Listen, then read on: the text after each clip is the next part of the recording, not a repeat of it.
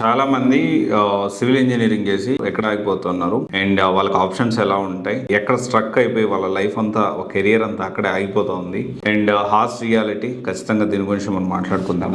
మనం అర్థం చేసుకోవాల్సిన విషయం ఏంటి అంటే సివిల్ ఇంజనీరింగ్ ఏంటంటే ఎస్పెషల్లీ మన రెండు తెలుగు రాష్ట్రాల్లో చూసుకుంటే పుట్టగొడుగుల్లాగా ఇంజనీరింగ్ కాలేజీలు అయితే పెరిగిపోయాయి. ఎన్ని కాలేజీలు ఉన్నాయంటే అన్ని కాలేజీలు ఉన్నాయి. అన్ని కాలేజీలు కూడా civil engineering, mechanical engineering common గా చెప్తారు. అండ్ నేను మెకానికల్ ఇంజనీర్ జాయిన్ అయ్యేటప్పుడు కూడా ఏం జరిగిందంటే చిన్నప్పటి నుంచి రిపేర్స్ అన్నా కానీ, కొంచెం ఏదైనా టీవీ రిమోట్లు రిపేర్ చేయడం కానీ, ఆ తర్వాత బైక్ మెకానిక్ నేర్చుకున్నాను నేను. తర్వాత కొన్ని రోజులు కారు మెకానిక్ షెడ్కి కూడా వెళ్ళాను నేను, అసలు ఏంటి అబ్జర్వ్ చేద్దామని. అండ్ ఇలా ఏంటి అంటే నాకు ఒక స్పెషల్ ఇంట్రెస్ట్ అనేది ఉండేది. ఇట్లా నేను ఆలోచించి సో మా తెలిసిన వాళ్ళు అంటే మా ఫాదర్కి తెలిసిన ఫ్రెండ్స్ కానీ, కొంతమంది హై పొజిషన్ ఉన్న వాళ్ళు కూడా ఎలా సజెస్ట్ చేశారంటే మెకానికల్ చాలా బాగుంటుంది, బ్రైట్ ఫ్యూచర్ ఉంటుంది, మామూలుగా ఉండదు ఫ్యూచర్ అని చెప్పి జాయిన్ చేశాను. సో జాయిన్ చేసిన తర్వాత నేను చదివే చదువుకి ఇప్పుడు చేస్తున్న పనికి డెఫినెట్లీ హోల్ డిఫరెంట్ స్టోరీ, అసలు సంబంధమే లేదు. అలాగే చాలామంది సివిల్ ఇంజనీరింగ్ అంటే ఏదో ఉంటుంది, ఏదో అనుకొని చెప్పి చాలామంది సివిల్ ఇంజనీరింగ్ చేస్తారు. సివిల్ ఇంజనీరింగ్ చేసిన తర్వాత కాలేజ్ అయిపోయిన వెంటనే జనరల్గా ఏంటి అంటే ఒక middle class, lower middle class family నుంచి వచ్చిన వాళ్ళు ఎలా ఉంటుందంటే వన్స్ సివిల్ ఇంజనీరింగ్ అయిపోయింది, not only civil engineering, BTech అయిపోయిందంటే వాళ్ళ కాన్సెప్ట్ ఎలా ఉంటుందంటే ఇమ్మీడియట్గా జాబ్ రావాలి. ఎందుకంటే ఇమ్మీడియట్గా జాబ్ వస్తే ఇలా పేరెంట్స్కి కొంత రిలీఫ్ వస్తుంది ఫినాన్షియల్గా. ఎందుకంటే వాళ్ళు ఒక పూట తిని ఒక పూట తినక నానా కష్టాలు పడి ఇబ్బందులు పడి వీళ్ళని చదివిస్తే వీళ్ళు బాగుపడతారు, వాళ్ళకి ఒక ఫైనాన్షియల్ ఫ్రీడమ్ వస్తుంది, వాళ్ళకు చిన్న జాబ్ ఏదో ఒకటి వస్తే వాళ్ళ లైఫ్లో సెటిల్ అయిపోతారు, ఇంకా దిగులు లేదు అని ఆలోచిస్తారనమాట. అలా ఏంటి అంటే అసలు ఊపిరి పీల్చుకునే టైం కూడా ఉండదు. కాలేజ్ అయిపోయింది, కథం వెంటనే జాబ్ వచ్చేసారు. సో అలాగా ఆ ఫోర్స్ తోటి చాలా మంది ఏంటి అంటే వెంటనే ఊరు నుంచి హైదరాబాద్కు, బెంగళూరుకు ఇటు వచ్చేస్తారు. వచ్చిన తర్వాత జాబ్ దొరకడం కష్టంగా ఉంటుంది. ఆ కష్టం రోజుకి ఊరి నుంచి తీసుకొచ్చిన డబ్బులు అయిపోతాయి. ఇదంతా హార్ష్ రియాలిటీ. అర్థం చేసుకోండి, ఎక్కడ మిస్టేక్ జరుగుతుందో మీరు అర్థం చేసుకోవడానికి ఇదంతా కూడా చెప్తా ఉన్నా. ఓకే, ఆపర్చునిటీస్ ఎలా ఉంటాయి ఏంటో కూడా మనం ఖచ్చితంగా డిస్కస్ చేసుకుందాం. మనీ అయిపోతూ ఉంటే సో ఇమ్మీడియట్గా ఏదో ఒక దాంట్లో ఇరుక్కోవాలి, చిన్న జాబో పెద్ద జాబో. ఇక్కడ కొంతమంది ఏం చేస్తారంటే సివిల్ ఇంజనీరింగ్ చదివే కాబట్టి నాకు నాలెడ్జ్ ఉంది కాబట్టి ఎలాగైనా సివిల్ ఇంజనీరింగ్ జాబ్ తెచ్చుకున్న కొంతమంది ఉంటారు. ఇప్పుడు వాళ్ళ గురించి మనం మాట్లాడడం. కొంతమంది అయితే ఏదో ఒక జాబ్ ప్రస్తుతానికి బీపీఓనో, నాన్ ఐటీనో, లేకపోతే జిఎస్ మ్యాపింగో, లేకపోతే ఏ జాబ్ దొరికితే ఆ జాబ్, ఏ ఉద్యోగం దొరికితే ఆ ఉద్యోగం కొంతమంది జాయిన్ అవుతారు. ఈ కేటగిరీ గురించి మనం మాట్లాడుకోవట్లేదు, అది ఇంకొక వీడియోలో మనం మాట్లాడుకుందాము. అండ్ ఇప్పుడు ఎవరైతే కోర్లో అంటే సివిల్ ఇంజనీర్ సైడే ఈ కాంట్రాక్ట్ సైడ్ కానీ, ఈ సివిల్ కంపెనీ కన్స్ట్రక్షన్ సైడ్ కానీ ఈ విధంగా వెళ్ళే వాళ్ళ గురించి నేను మాట్లాడతాను.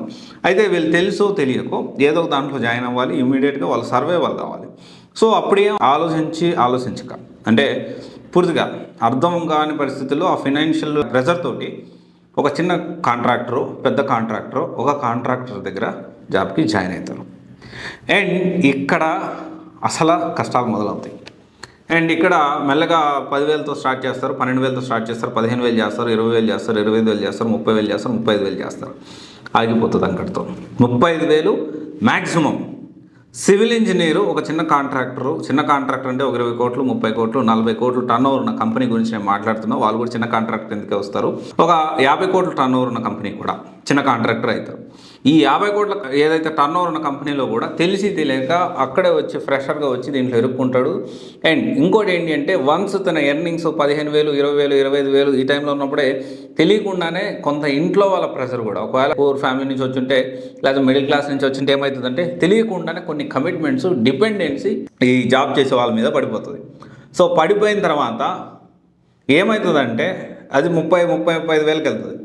ఇంకో కంపెనీ మారాలి అన్నా మళ్ళీ ఇక్కడ ఏంటి అంటే పిఎఫ్లు ఉండవు, నీకు బై హ్యాండ్ శాలరీ ఇస్తారు. Most of the civil contracts సన్న ఒక 50 కోట్ల నుంచి 100 కోట్ల మిడిల్లో ఉన్న ఏ కంపెనీ మ్యాక్సిమం ఏం చేస్తుందంటే శాలరీస్ ఏట్లో గట్ల ఇంకా బై హ్యాండ్ ఇస్తుంది, ఫోన్పే చేస్తుంది, రకరకాలు ఉంటాయి. సో వీళ్ళందరూ ఏంటి అంటే ఈ చట్టంలో ఇరుక్కొని పోతారు. ఆపర్చునిటీ ఎక్స్ప్లోర్ చేయడానికి అవకాశం ఉంటుంది. సరే ఒక 5 సంవత్సరాల తర్వాత ఈ కంపెనీ నుంచి ఇంకో కంపెనీకి మారదామంటే నీకు ప్రూఫ్ ఏంటి? ఓకే, ప్రూఫ్ ఏంటి? నీకు అక్కడ వర్క్ చేసావు, నీకు ఏం సబ్జెక్ట్ వచ్చు? చాలామంది ఏంటి అంటే ఇక్కడ ఫీల్డ్ వర్క్ ఉంటుంది అండ్ సిస్టమ్ వర్క్ ఉంటుంది. ఫీల్డ్ వర్క్ చేయాలి, సిస్టమ్ వర్క్ చేయాలి. రెండూ తెలిసినోడు ఎంతో కొంత సర్వైవ్ అవుతూ కొంతవరకు ఆ కంపెనీలో కీ రోల్గా ఉంటూ ముందుకెళ్తాడు. కానీ వీళ్ళ కెరియర్ మాత్రం ఎటువంటి గ్రోత్ అనేది ఉండదు. ఇక్కడ ఈ చట్టంలో ఇరుక్కొని తెలియక ఈ కమిట్మెంట్స్లో ఇరుక్కొని పోయి వీళ్ళు కొత్త విషయాలు ఏంటి కూడా ఎక్స్ప్లోర్ చేయడానికి అసలు టైం ఉండదు. ఉదయం సాయం దాకా ఫిజికల్ వర్క్, తర్వాత అంటే ఫీల్డ్ వర్క్ అంటే ఫిజికల్లీ చాలా కష్టం. అండ్ ఫిజికల్ వర్క్ ఎక్కువ ఉంటుంది, చాలా హార్డ్ ఉంటుంది. At the same time mentally కూడా చాలా వర్క్ ఉంటుంది. They have to deal with front line labour తోటి డీల్ చేయాల్సిన అవసరం ఉంటుంది, వర్కర్స్ తోటి. సో ఆ వర్కర్స్ తోటి డీల్ చేయడం అంటే that is not at all అంత ఈజీగా. సో నేనేమంటున్నానంటే బిఫోర్ స్టార్టింగ్ సివిల్ ఇంజనీరింగ్ సరే ఓకే, తెలుసో తెలియకో లేకపోతే వాళ్ళు చెప్తానో వీళ్ళు చెప్తానో ఎలాగో సివిల్ ఇంజనీరింగ్ నువ్వు కంప్లీట్ చేసావు, అయిపోయిన తర్వాత కెరియర్ స్టార్టింగ్లోని you have to explore each and everything. B Tech అయిపోయిన వెంటనే జాబ్ వచ్చేసేయాలి, ఏదో ఒకటి నేను ముందు ఎర్నింగ్ స్టార్ట్ చేసేయాలి. సో ఇలాంటి ఆలోచనలు ఫస్ట్ ఆఫ్ ఆల్ మానుకోండి. ఇది చాలా ప్రమాదకరం. ఎందుకంటే ఈ ఫినాన్షియల్గా ఏదో ఒకటి అని చెప్పి ఫ్యూచర్ లేని జాబ్స్లో చాలామంది తెలియక వాళ్ళ జీవితాలను నలిగిపోతూ ఉన్నాయి. నేను ఒక ఎగ్జాంపుల్ చెప్తున్నా. అండ్ ఫీల్డ్ వర్క్ చేయాలి. ఫీల్డ్ వర్క్ మామూలుగా ఉండదు. ఫీల్డ్ వర్క్ అంటే ఆషామాషిగా ఉండదు. ఉదయం నుంచి సాయంత్రం ఒక్కొక్కసారి రోజంతా నుంచోవాల్సి వస్తుంది. ఒక రోజు 2 రోజులు స్నానం అంతా మానేసేసి సైట్లోనే ఉండాల్సిన పరిస్థితి కూడా ఉంటుంది స్టార్టింగ్లో. తర్వాత ఉండదంటే ఖచ్చితంగా ఉంటుంది until unless you became civil contractor, అది డిఫరెంట్ స్టోరీ ఉంటుంది. సో ఇదంతా నేను ఇప్పుడు అర్థం చేసుకోవాలి. ప్రతి సివిల్ ఇంజనీర్ కూడా సివిల్ ఇంజనీరింగ్ అయిపోయింది వెంటనే జాబ్ వచ్చేయాలి, వెంటనే కమిట్మెంట్స్ అయిపోయాలి, ఆ తర్వాత మళ్ళీ చూసుకోవాలి, ఫ్యామిలీని చూసుకోవాలి, వెంటనే మ్యారేజ్ అయిపోయింది. యూ విల్ ఎండ్ అప్ ఆ చట్టంలో తిరుగుతూ ఉంటాం. మా అయితే ఇంకో కంపెనీ మారితే లేకపోతే ఇంకో కాంట్రాక్ట్ తగిలితే ఇంకొక 5,000 పెంచుతాడు, లేకపోతే ఇదే సాలరీ అక్కడ కూడా ఇచ్చే పరిస్థితి ఉంటుంది. అండ్ ఇక్కడ చాలా ఉన్నాయి. ఇక్కడ విషయం ఏంటి అంటే ఇలాంటిది ఎప్పుడూ చేయొద్దు. అండ్ అంటే పెద్ద కంపెనీస్లో లైఫ్ బాగుంటుందా, సివిల్ ఇంజనీర్ లైఫ్ బాగుంటుందా అంటే పెద్ద కంపెనీస్లో లైఫ్ ఎంత దారుణంగా ఉంటుందంటే ఎగ్జాంపుల్ చాలా కంపెనీస్ ఉన్నాయి, పెద్ద కంపెనీస్ చాలా ఉన్నాయి. ఆ కంపెనీస్ పేర్లు అనేది అనవసరం. ఆ కంపెనీలో ఇక మనకి ఎంత పెద్ద పేరున్న కంపెనీస్లో కూడా చాలా టాప్ 1000 కోట్లు, 2,000 కోట్లు, 3,000 కోట్లు టర్న్ ఓవర్ ఉన్న కంపెనీలో కూడా ఒక సివిల్ ఇంజనీర్ పరిస్థితి అంటే నిజంగా చెప్తా ఉన్నా చాలా అంటే లాంగ్వేజ్ కూడా చాలా మాట్లాడుకోవడానికి అసభ్యకరమైన లాంగ్వేజ్ ఉంటుంది. అలాంటి మాటలు, అలాంటి తిట్లు మనం పడాల్సి ఉంటుంది. అండ్ ఇవన్నీ పడుతూ అట్ ది సేమ్ టైం మళ్ళీ ఫిజికల్లీ, మెంటల్లీ. సో ఇక ఎలా ఉంటుందంటే అది చెప్పుకోవడానికి చాలా కష్టమైన విషయం. సో అది ఒక సైడ్. ఇంకొక సైడ్ ఏంటి అంటే చాలా దీంట్లో మల్టిపుల్ కెరీర్ ఆపర్చునిటీస్ ఉన్నాయి. లైక్ జియోటెక్నికల్ ఇంజనీరింగ్ అని, స్ట్రక్చరల్ ఇంజనీరింగ్ అని, ఎన్విరాన్మెంట్ ఇంజనీరింగ్ అని, design engineer, tendering engineer, quantity surveyor, procurement team, land surveyor, estimation engineer, quality engineer, project engineer, consultant engineer, CAD technician. ఇక్కడ design ఇంజనీర్లో చూసుకుంటే చాలా ఉన్నాయి. CAD, ప్రోయి, కెటియా, ఇక చెప్పుకుంటూ పోతే చాలా డిజైన్ సాఫ్ట్వేర్స్ ఉన్నాయి. డిజైన్ సాఫ్ట్వేర్స్లో ఇక్కడ ఏంటి అంటే ఒక సివిల్ ఇంజనీర్ సక్సెస్ అవ్వాలంటే 2 విషయాల్లో ఉండాలి. ఏదర్ మన డిజైన్ సైడు స్ట్రాంగ్ ఉండాలి, at the same time field work strong ఉండాలి, at the same time peoples మేనేజ్మెంట్లో స్ట్రాంగ్ ఉండాలి, అట్ ది సేమ్ టైం మనము అసలు మన కంపెనీ ఏం ఎక్స్పెక్ట్ చేస్తుంది, ఎలాంటి టార్గెట్స్ మనం వాళ్ళతో వర్కర్స్తో చేయించాలి అండ్ ఎవ్రీథింగ్. అంటే వర్కర్స్తో చేయించేది సూపర్వైజర్ కదా, మనం కాదు అనుకుంటా. ఆ సూపర్వైజర్ కూడా ఒక వర్కర్స్ అనే విషయం మర్చిపోవద్దు, వాళ్ళకి టార్గెట్స్ కూడా చేయించాల్సిన అవసరం ఉంటుంది. సో ఓవరాల్గా ఏంటి అంటే ఇక్కడ పైప్ డిజైనింగ్ ఉంటుంది. అండ్ తర్వాత ఈ పైప్ డిజైనింగ్ నేర్చుకుంటే గల్ఫ్ కంట్రీస్లో చాలా హ్యూజ్గా ఆపర్చునిటీస్ ఉంటాయి. అండ్ ఇవన్నీ కూడా ఆన్ ద అదర్ సైడ్. ఇక్కడ 2 విషయాలు ఏంటి అంటే మనము కెరియర్ స్టార్ట్ చేసేటప్పుడు ప్రతి ఒక్కటి మనం అర్థం చేసుకోవాల్సిన విషయం ఏంటి అంటే నెక్స్ట్ ఎలా ఉంటుంది, నెక్స్ట్ 5 years ఎలా ఉంటుంది, నెక్స్ట్ 10 years ఎలా ఉంటుంది. ఆల్రెడీ ఒక 5 years 10 years లేకపోతే ఒక 4-5 years ఎక్స్పీరియన్స్ ఉన్న వాళ్ళని అట్లీస్ట్ అసలు ఏంటనేది తెలుసుకోవడానికి ప్రయత్నం చేయండి. ఇది హార్ష్ రియాలిటీ. ఇక మెకానికల్ ఇంజనీరింగ్ గురించి మాట్లాడతాను. మెకానికల్ ఇంజనీరింగ్ కనీసము కొంతమందికి ప్లాంట్ ఇంజనీరింగ్గా చేసే వాళ్ళకి కనీసము పిల్లనిచ్చే పరిస్థితి కూడా ఉండదు. కొన్నిసార్లు జీతాలు ఎక్కువ ఉండవు వాళ్ళకి. ప్లాంట్ దగ్గర పనిచేసే మెకానికల్ జీతాలు ఎక్కువ ఉండవు, శాలరీస్ ఎక్కువ ఉండవు వాళ్ళకి. అక్కడో ఇక్కడో తిరుగుతూ ఉండాలి.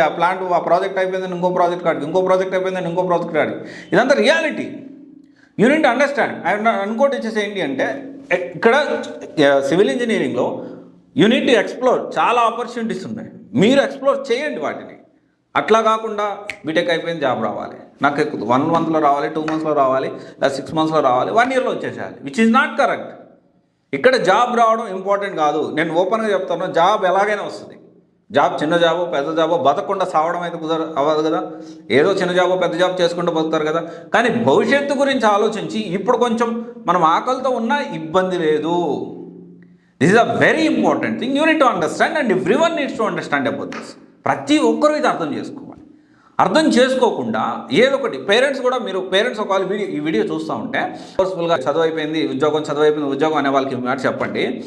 మీరు ఎక్కువ ఫోర్స్ చేసే కొద్దీ అతను ఏది అంటే ఇంత కష్టపడి మీరు చదివించారు, అతను కొంచెం టైం ఇస్తే మీ పాపకు కానీ మీ బాబుకు కానీ కొంచెం టైం ఇస్తే అండ్ మంచి భవిష్యత్తుని సెలెక్ట్ చేసుకోవడానికి ఫ్యూచర్లో ఇంకా బాగా మెరుగ్గా జనరల్గా తల్లిదండ్రులు ఎందుకు పిల్లల్ని చదివిస్తారు, మాకంటే మెరుగ్గా మా పిల్లలు బతకాలి, బెటర్గా వాళ్ళ లైఫ్ లీడ్ చేయాలి, అందరి ముందు హుందాగా గౌరవంతో నేను పడిన అవమానాలు వాడు పడకూడదు అనే కదా ప్రతి ఒక్క పేరెంట్స్ ఆలోచిస్తారు. So give some time.